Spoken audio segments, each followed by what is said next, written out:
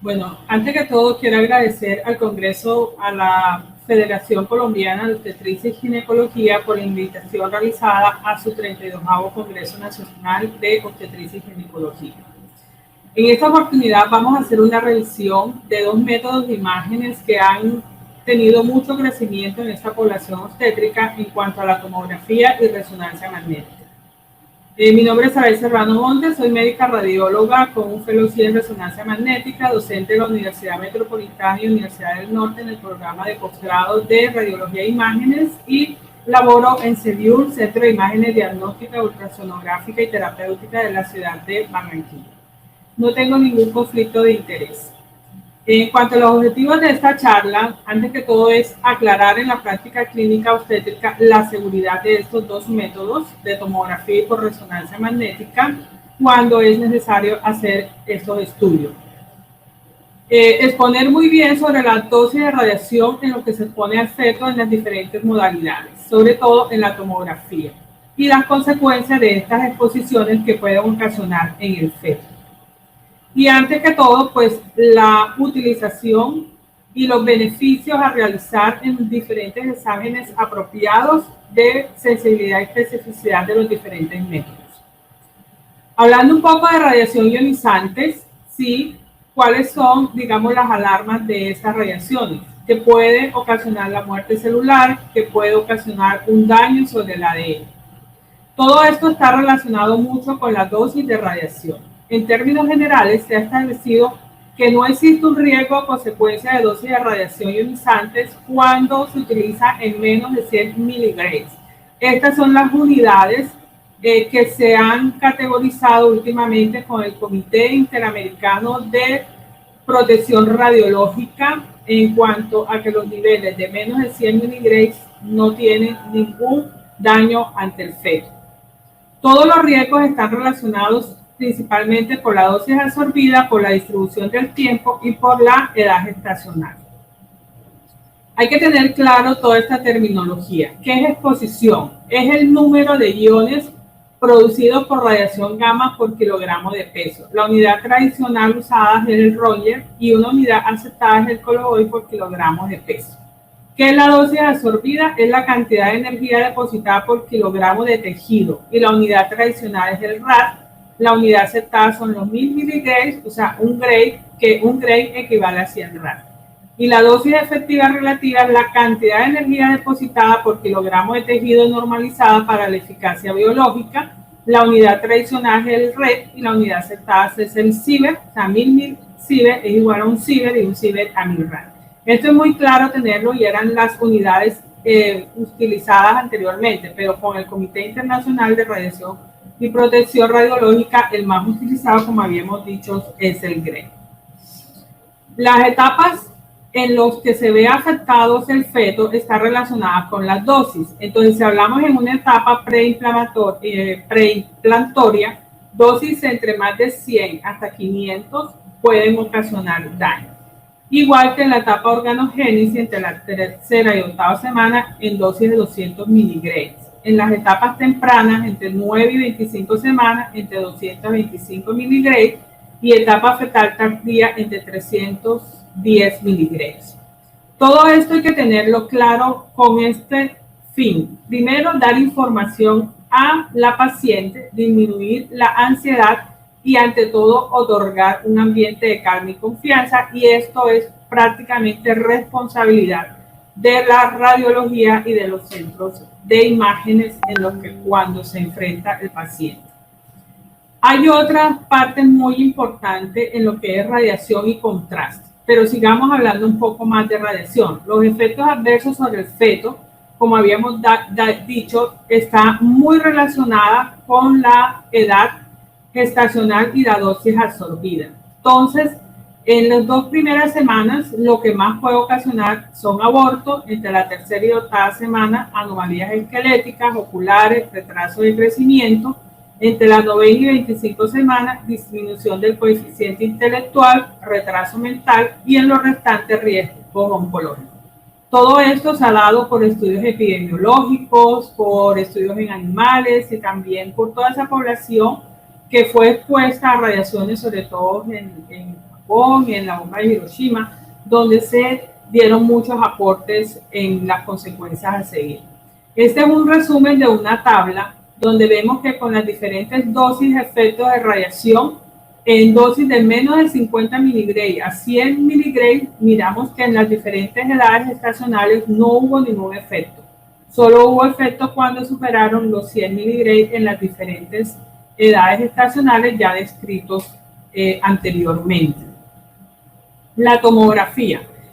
Se hablaba mucho de tomografía, hasta más de un 25% se ha ido incrementando el uso de la tomografía en la mujer en su estado obstétrica.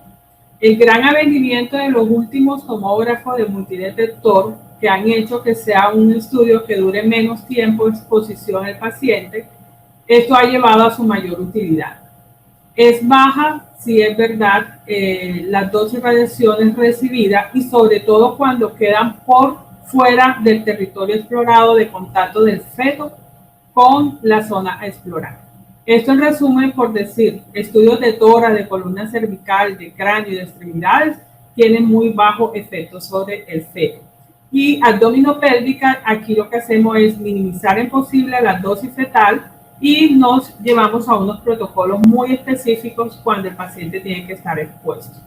Hay dos principios muy claros de algoritmo diagnóstico y es que si tenemos patologías donde no tengamos necesidad de instalar radiaciones al feto, pues se deben considerar, como sobre todo lo que es el uso de la ecografía y de la resonancia magnética. En casos de que no sean concluyentes o son netamente disponibles, pues cuando usamos la tomografía. Todo siempre encaminado a una radiación individualizada donde valoremos la relación riesgo-beneficio y optimizar el procedimiento objeto con dosificación bien establecidas en estos pacientes. Entonces, las tomografías que no incluyen abdomen y pelvis implica, como habíamos dicho, bajo riesgo, donde se usan menos de 50 miligrays, o si buscamos otros anteriormente, los 1 milisievert, y sobre todo los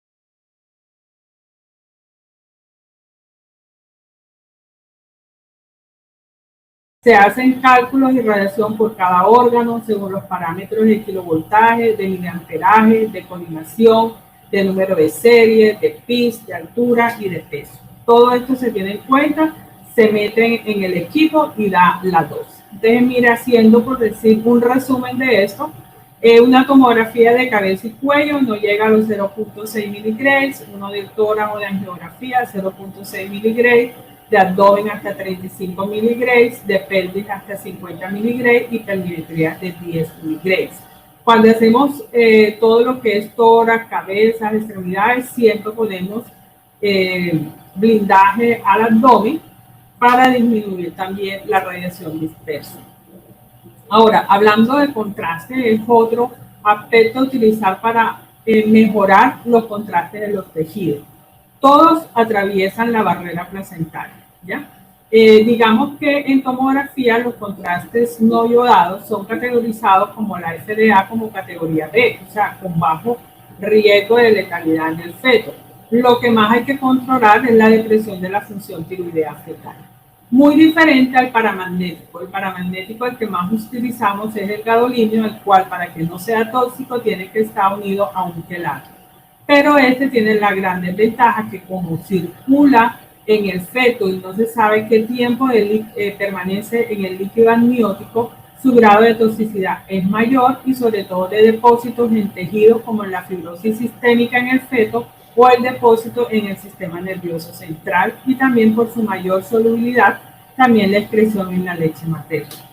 Entonces, el Comité de Seguridad de Imagen por Resonancia Magnética lo categoriza como de no ser ideal en las pacientes embarazadas. Ahora, en cuanto a los equipos, ya hablando de resonancia magnética, se considera de mayor seguridad equipos de alto campo magnético hasta 1.5 Tesla. Sabemos que estos teslajes superan al de la Tierra. Entonces, ¿qué tanto daño acústico de recalentamiento en los tejidos tiene entre más teslajes? Pues todavía está en estado de experimentación. Por el TAR, el Colegio Americano de Radiología solo aconseja hasta 1.5 Tesla. Aparte de todo lo que habíamos dicho del gadolinio, que recircula a nivel fetal, su disociación con los iones de quelato, su fluido en el amniótico, su excreción urinaria, que puede tener afectación del feto. Entonces, en resumen, no usar gadolinio. Ahora, los altos teslajes de 2 o 3, el daño acústico. La gran ventaja es que la misma tecnología ha hecho de que utilicemos muchas secuencias ultra rápidas y de mayor aporte de diferenciación de tejido, que ha sido de gran ayuda para estos estudios. Ahora, ya hablando un poco de patología, cuando entramos entre los estudios de más necesidad de tomografía a realizar, es cuando tenemos sospecha de tromboembolismo pulmonar. Sabemos que la mujer embarazada es 5 veces más frecuente esta patología por su estado de hipercoagulabilidad y estasia venosa. Encontramos el dímero D, pero esto tiene unas alteraciones de normalidad para cada trimestre, y entonces ante toda paciente con sospecha de tromboembolismo o con una ecografía positiva por Doppler de problemas venosos o de trombos en miembros inferiores, está como riesgo realizar la angiotomografía con dosis modificadas según los parámetros ya descritos. Aparte de los parámetros descritos, entre los protocolos utilizamos siempre unos cortes por debajo del apéndice cifoide, excluyendo el abdomen. En la paciente embarazada no incluimos los miembros inferiores, como en la población diferente a esta población obstétrica. Aumentamos el PIT, hacemos una colimación de las zonas laterales y pues aumentamos la parte de kilovoltaje y miliamperaje y utilizamos el delantal plomado en la cavidad abdominal. Con esto disminuimos mucho más el riesgo de ionización o de radiación en estos pacientes. Sabemos también que el tromboembolismo puede estar ausente a trombosis venosas profundas. ¿Cuáles son las ventajas de la tomografía? Primero, el tamaño del trombo, y por tener una gran sensibilidad entre el 81 y el 95 y especificidad de entre el 93 y 97 frente a la gamografía de ventilación. Y también porque podemos descartar otras patologías causantes de dificultad respiratoria como neumonía, edema pulmonar, neumotórax, derrame pleural y hoy en día también patología viral. ¿Ya? Lo que habíamos dicho, no llega a 1.5 miligramos por cada dosis, y en esta, en la embarazada, no incluimos los miembros inferiores. Ya entrando un poco a imágenes, mire, es la gran necesidad de la utilización del medio de contraste. En esta primera imagen tenemos una tomografía simple, donde sospechamos por una imagen de hiperdensidad en el tronco principal de la arteria pulmonar derecha, pero con el contraste ya se puede definir el tamaño y sabemos que es de mayor pronóstico desfavorable cuando ocluyen más del 60%. Y la gran signos clínicos claros que nos ayudan a definir si es una trombosis aguda o si es una trombosis crónica. Tenemos una trombosis aguda con derrame pleural, con los signos de terapia donde el contraste rodea el trombo, o también definir trombos en ramas terminales lobulares. Aquí por lo menos un ejemplo de unos trombos en ramas inferiores pequeñas, agudas, que hacen un ángulo obtuso en cortes de reconstrucción que hacemos, tanto en reconstrucciones coronales como en reconstrucciones axiales. Aquí un signo también directo que es la rectificación del tabique interventricular en un paciente con una trombosis aguda, y los signos, aunque sean de pequeñas ramas, de infartos pulmonares, al igual que los signos de Westermann con dos zonas de oligoemia en el parénquima pulmonar. A diferencia de estas imágenes de trombos ya crónicos, donde hay mayor disminución de la rama y lo que encontramos son como signos de zonas de estrechez y calcificaciones por trombos crónicos ya y zonas de fibrosis pulmonar y de oligoemia, además de un ensanchamiento ya del tronco de la pulmonar que supera a la arteria aórtica ascendente o una gran congestión del ventrículo derecho, que nos habla de trombosis pulmonar crónica. Otra patología es la apendicitis aguda, que tiene muchos cambios de postura del apéndice en la población normal, y en la embarazada tiende a haber una rotación y un desplazamiento hacia el cuadrante superior externa. Cuando la ecografía no es concluyente, muchas veces estas pacientes son enfrentadas a hacer estudios de tomografía. Este es una apendicitis aguda, supera los 6 milímetros, con zonas de apendiculitos y con alteración de los planos grasos.